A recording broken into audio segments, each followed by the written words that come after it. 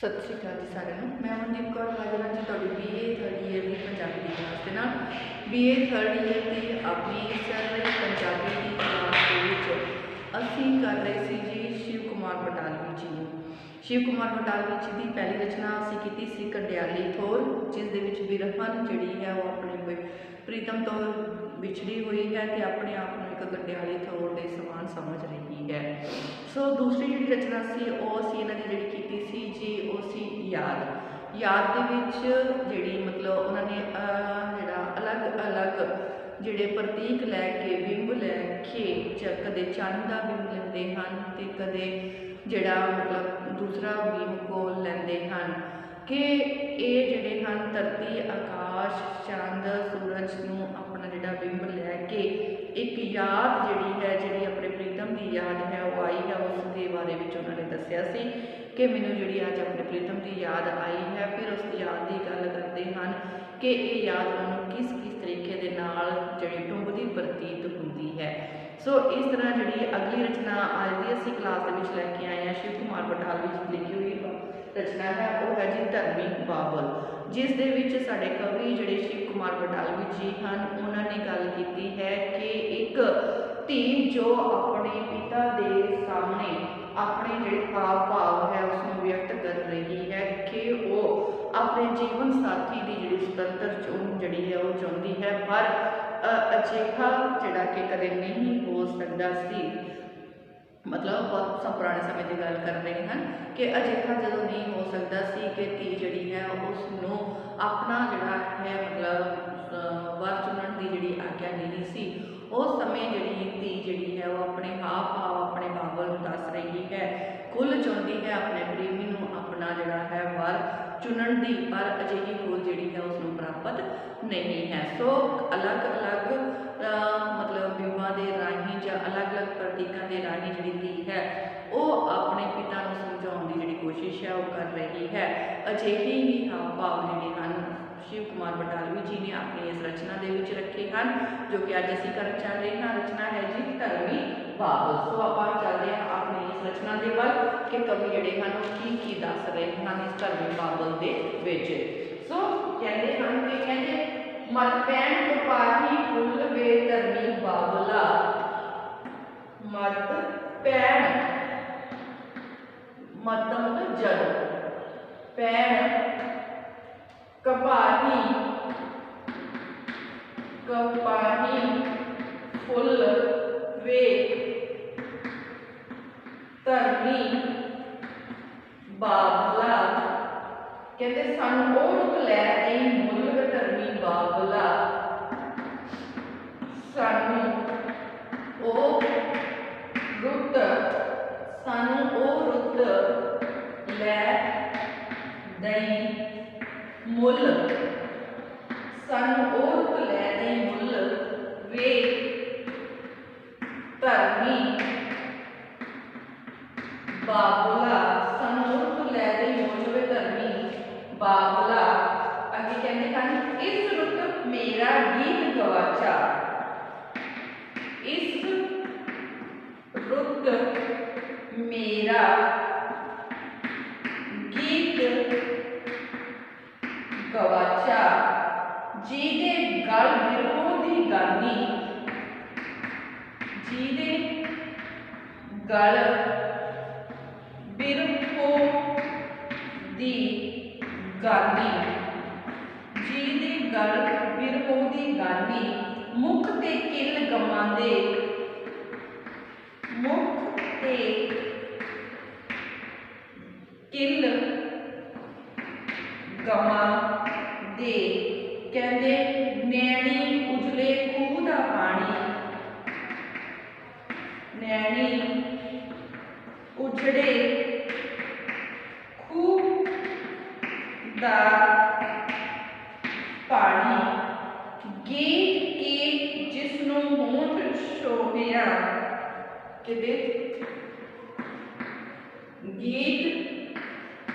के जिसनों होंठ सुहाया, होंठ सुहाया,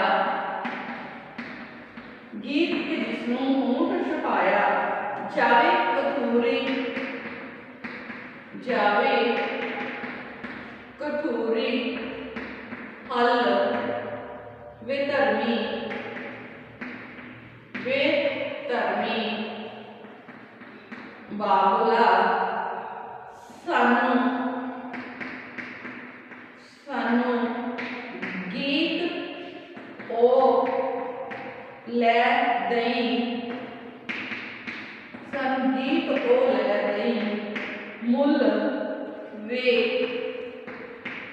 धर्मी बाबला। सो कहते एक ਜਿਹੜੀ ਧੀ है उसके दुख के हाव भाव ਜਿਹੜੇ ਸਚਾਰਿਤ ਕੀਤੇ ਗਏ ਹਨ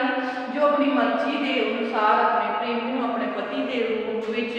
ਜਿਹੜਾ हासिल ਕਰਨ ਦੀ ਜਿਹੜੀ ਖੁੱਲ है वो ਚਾਹੁੰਦੀ है पर ਅਜਿਹੀ ਖੁੱਲ नहीं ਦਿੱਤੀ ਜਾਂਦੀ। सो ਜਿਹੜੀ ਧੀ ਕਹਿੰਦੀ है कि ਇਹ ਉਸਦੇ ਧਰਮੀ ਬਾਬਲ ਕਹਿੰਦੇ ਸਾਨੂੰ ਉਹ ਰੁੱਤ ਤੂੰ ਮੁੱਲ ਲੈ ਦੇ ਸਾਨੂੰ ਉਹ ਰੁੱਤ ਤੂੰ ਮੁੱਲ ਲੈ ਦੇ ਜਦੋਂ ਕਹਿੰਦੇ ਜਿਹੜੀ ਕਪਾਹਾਂ ਨੂੰ ਫੁੱਲ ਪੈ ਜਾਂਦੇ ਹਨ। ਸੋ ਸਾਨੂੰ ਉਹ ਰੁੱਤ ਲੈ ਦੇ ਮੁੱਲ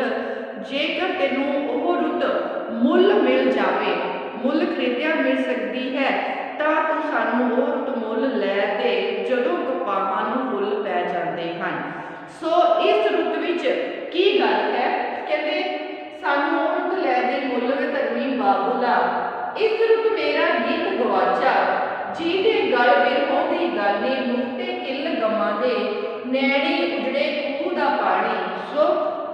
ਕਹਿੰਦੇ ਇਹ ਰੁੱਤ ਮੈਨੂੰ ਮੁੱਲ ਕਿਉਂ ਚਾਹੀਦੀ ਹੈ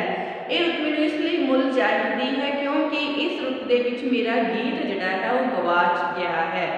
ਜਿਹੜਾ ਇਸ ਰੁੱਤ ਦੇ ਵਿੱਚ। ਸੋ ਆਪਣੇ ਪ੍ਰੇਮੀ ਨੂੰ ਅਲੱਗ-ਅਲੱਗ ਉਦਾਹਰਨਾਂ ਰਾਹੀਂ ਦੱਸਦੇ ਹੋਏ ਜਿਹੜਾ ਸ਼ਿਵ ਕੁਮਾਰ ਬਟਾਲਵੀ ਜੀ ਨੇ ਦੱਸਿਆ ਹੈ ਕਹਿੰਦੇ ਇਸ ਰੁੱਤ ਦੇ ਵਿੱਚ ਮੇਰਾ ਜਿਹੜਾ ਗੀਤ ਹੈ ਉਹ ਗਵਾਚ ਗਿਆ ਹੈ ਜਿਸ ਦੇ ਗਲ ਦੇ ਵਿੱਚ ਬਿਰਹੋਂ ਦੀ ਵਿਛੋੜੇ ਦੀ ਬਿਰਹੋਂ ਦੀ ਗਾਨੀ ਪਾਈ ਹੋਈ ਹੈ ਤੇ ਜਿਸ ਦੇ ਮੂੰਹ ਦੇ ਉੱਪਰ ਜਿਹੜੇ ਮੁਖ ਤੇ ਕਿੱਲ ਗਾਵਾਂ ਦੇ ਜਿਸ ਦੇ ਮੂੰਹ ਦੇ ਉੱਤੇ ਗਮ ਦੇ ਵਿਛੋੜੇ ਦੀ ਕਿੱਲ ਹਨ ਤੇ ਅੱਖਾਂ ਦੇ ਵਿੱਚ ਪਾਣੀ ਹੈ ਨੈਣੀ ਉਜੜੇ ਖੂਹ ਦਾ ਪਾਣੀ ਤੇ ਅੱਖਾਂ ਦੇ ਵਿੱਚ ਉਜੜੇ ਹੋਏ ਖੂਹ ਦਾ ਪਾਣੀ ਹੈ ਮਤਲਬ ਅੱਖਾਂ ਜਿਹੜੀਆਂ ਹਨ ਉਹ ਅਥਰੂਆਂ ਨਾਲ ਭਰੀਆਂ ਹੋਈਆਂ ਹਨ। ਸੋ ਕਹਿੰਦੇ ਗੀਤ ਕੀ ਜਿਸ ਨੂੰ ਹੋਂਠ ਛੁਆਇਆ ਜਾਵੇ ਕਥੂਰੀ ਹਲ ਵੇ ਧਰਮੀ ਬਾਬੂਲਾ ਸਾਨੂੰ ਗੀਤ ਉਹ ਲੈ ਦੇ ਮੁੱਲ ਵੇ ਧਰਮੀ ਬਾਬੂਲਾ। ਸੋ ਕਹਿੰਦੇ ਇਹ ਜਿਹੜਾ ਗੀਤ ਕਹਿੰਦੇ ਉਹ ਗੀਤ ਅਜਿਹਾ ਗੀਤ ਹੈ ਜਿਸ ਨੂੰ ਬੋਲਾਂ ਨਾਲ ਛੋਂਦਿਆਂ ਹੀ ਕਹਿੰਦੇ ਉਸ ਦੀ ਜਿਹੜੀ ਹਵਾ ਹੈ ਉਸ ਦੇ ਵਿੱਚ ਕਸਤੂਰੀ ਦੀ ਖੁਸ਼ਬੂ ਜਿਹੜੀ ਹੈ ਉਹ ਫੈਲ ਜਾਂਦੀ ਹੈ। ਉਹ ਗੀਤ ਜਿਸ ਨੂੰ ਹੋਂਠਾਂ ਦੇ ਨਾਲ ਸੁਣਦਿਆਂ ਹੀ ਸਾਰੀ ਹਵਾ ਦੇ ਵਿੱਚ ਕਸਤੂਰੀ ਦੀ ਖੁਸ਼ਬੂ ਜਿਹੜੀ ਹੈ ਉਹ ਫੈਲ ਜਾਂਦੀ ਹੈ। ਸੋ हे ਮੇਰੇ ਧਰਮੀ ਬਾਬੁਲ ਜੇ ਤੈਨੂੰ ਅਜਿਹਾ ਜਿਹੜਾ ਗੀਤ ਹੈ ਉਹ ਮੁੱਲ ਵੀ ਮਿਲਦਾ ਹੈ ਤਾਂ ਤੂੰ ਸਾਨੂੰ ਮੁੱਲ ਹੀ ਜਿਹੜਾ ਹੈ ਇਹ ਗੀਤ ਲੈ ਦੇ। ਸੋ ਕਹਿੰਦੇ ਹਨ ਕਿ ਮਤਲਬ ਜੇਕਰ ਤੈਨੂੰ ਅਜਿਹਾ ਗੀਤ ਮੁੱਲ ਖਰੀਦਿਆ ਮਿਲ ਸਕਦਾ ਹੈ ਤਾਂ ਸਾਨੂੰ ਕਹਿੰਦੇ ਉਹ ਤੂੰ ਮੁੱਲ ਲੈ ਦੇ ਜਿਸ ਨਾਲ ਕਿ ਸਾਨੂੰ ਜਿਹੜੀ ਮਤਲਬ ਸੁੱਖ ਜਿਹੜੇ ਹਨ ਉਹ ਪ੍ਰਾਪਤ ਹੁੰਦੇ ਹਨ ਮੈਨੂੰ ਖੁਸ਼ੀ ਪ੍ਰਾਪਤ ਹੁੰਦੀ ਹੈ। ਸੋ ਇਸ ਤਰ੍ਹਾਂ ਦੇ ਹਾਵ ਭਾਵ ਇੱਕ ਜਿਹੜੀ ਧੀ ਹੈ ਉਹ ਆਪਣੇ ਪਿਤਾ ਦੇ ਸਾਹਮਣੇ ਜਿਹੜਾ ਰੱਖ ਰਹੀ ਹੈ। ਸੋ ਚੱਲਦੇ ਹਾਂ ਅਗਲੇ ਪੈਰੇ ਵੱਲ ਅਗਲੇ ਪੈਰੇ ਵੱਲ ਚੱਲਦੇ ਹਾਂ ਜੀ। ਕਹਿੰਦੇ ਕੀ ਹੋਇਆ ਇੱਕ ਦਿਨ ਮੈਂ ਤੇ ਇੱਕ ਦਿਨ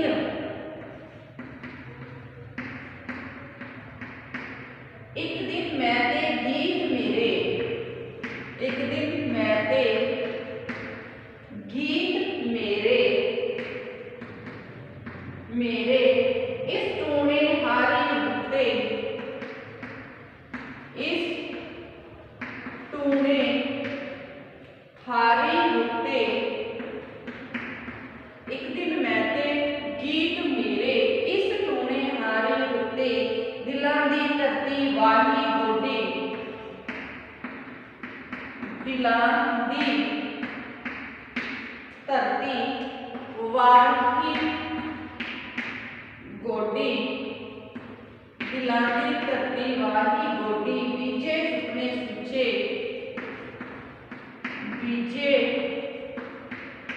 ਸੁਪਨੇ ਸੁੱਚੇ लख नैना दे पानी सिंजे, लख नैना, लख नैना दे, लख नैना दे पानी, पानी सिंजे,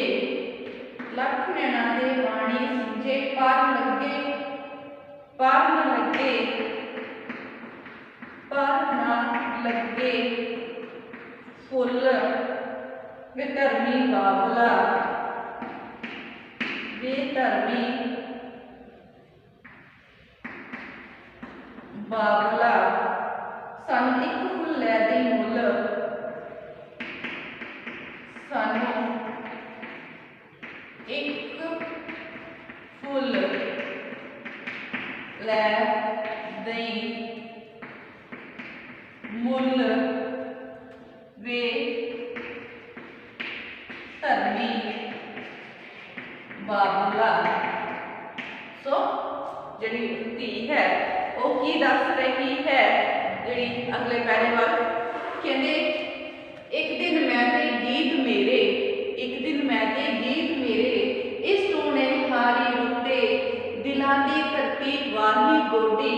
बीजे सुपने सुचे, लख नैना दे पानी सिंजे, पर न लगे फुल वे धर्मी बाबोला, सानू एक फुल लै दे मुल वे धर्मी बाबोला। सो धी जिहड़ी है अपने जीवन साथी की खुल नूं चाहुंदे होए जिहड़े अपने हाव भाव अपने पिता के सामने रखती हुई कहती है कि हे धर्मी बाबल, एक दिन की होया मैं ते मेरे गीत ने इस टूने हारी रुत दे विच, भाव जवानी की रुत दे विच, दिलां दी धरती, जो साडे दो दिलां दी धरती सी, उन्हां दिलां दी धरती नूं गुड्डिया वाहिया सी। सो ये जिहड़ी साडी दिलां दी धरती सी उस दी गोडी कीती, उसनूं वाहिया सी ते उस दे विच बहुत ही सोहणे सच्चे सुपने जिहड़े सन वो सिंजे सन, वो जिहड़े सच्चे सुपने सन उस दे विच बीजे सन ते असीं इन उस जिहड़ी खेती जिहड़ी इस सच्चे सुपने की जिहड़ी खेती है वो बीजी सी। इस खेती नूं कहंदे अपने नैणां दे नाल लखां ही पानी भी लाए सन, इस नैणां दी अपने नैणां दे पानी दे नाल ही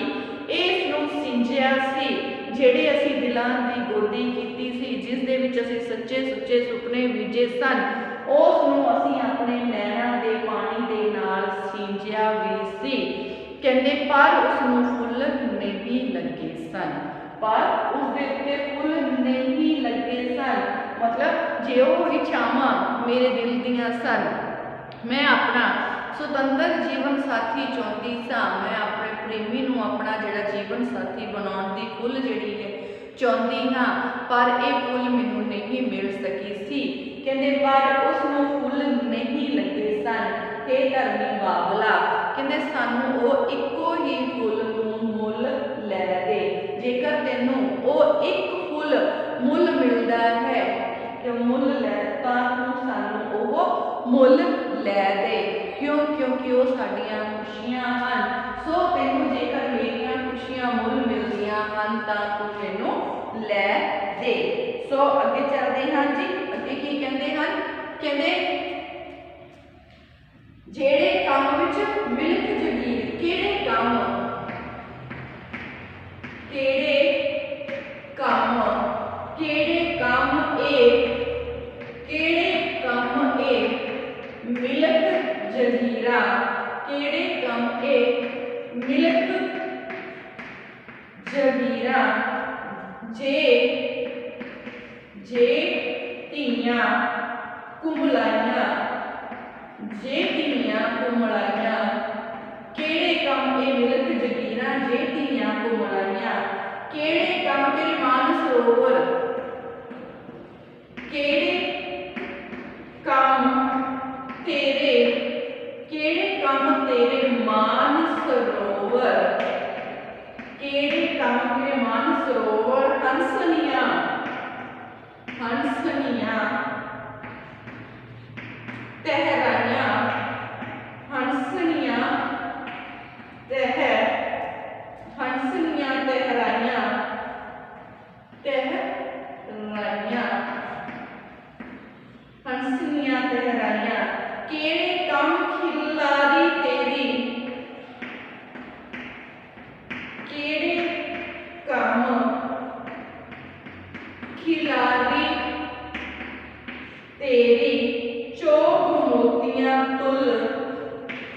चोग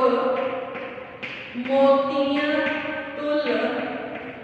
केड़े कम खिलारी तेरी चोग मोतियां तुल वे धर्मी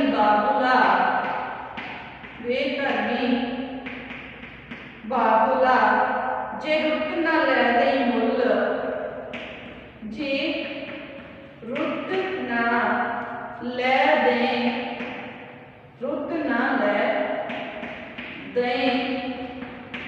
मुल वे धर्मी बाबुला जद पैण कपाही फुल जद पैण कपाही फुल जद पैण कपाही फुल वे धर्मी बाबुला जद पैण कपाही फुल वे धर्मी बाबुला। सो अगले पैराग्राफ की कहते हैं कहते केड़े कम ये मिलख जगीरा। सो एक जिहड़ी धी है